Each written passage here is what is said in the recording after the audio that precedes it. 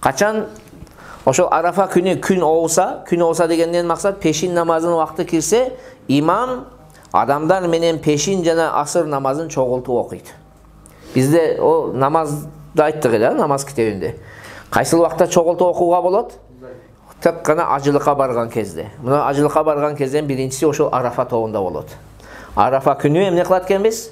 Пешин менен асырды пешиннин убактында окуйбуз. Мунун атын эмне деп коет? Жам'у тaqdim деп коет. Асыр намазынын убакыты кире элек эмне? Пешин убакта окуп коебуз.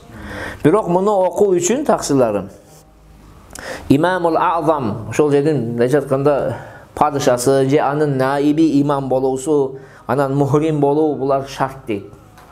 Түшүнөсүңөрбү? Имамул А'зам же наибул имам болбосо, сиз эмне кыла албайсыз? Бириктирип окуй албайсың. Ар кимисин өзүнүн убактында окушуң керек болуп калат. Бул бир пикир. Экинчи пикир бар, Имамул А'замдын болуусу эмне эмес? Шарт эмес.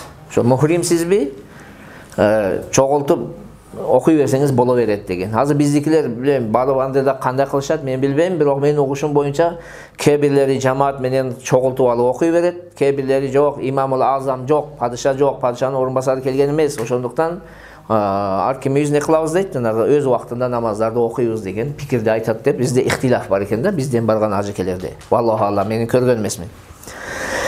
Эмне кылат эми? Фаяптадиу бил хутбати аввалан, фаяхтубу хутбатайни кабла ас-салати юаллимун наса фихима ас-салата вал вукуфа би Арафата вал Муздалифата ва рамиял жимар ва нахра вал халqa ва тавафа зиярати. Демек эки хутба окуйт дейт. Ошол эки хутбаны 9-числа болду же. Түшүңөрбү? 9-числа болуп жатат. Жана айтпадымбы 3 хутба бар. Бул 9-числадагы хутба. Намаздан мурун хутба окуйт да, адамдарда бул жерде эмнени үйрөтөт? Юаллимун наса фихи ас-салат. Намазды үйрөтөт. Азыр биз пешин намазды кандай окуйбуз?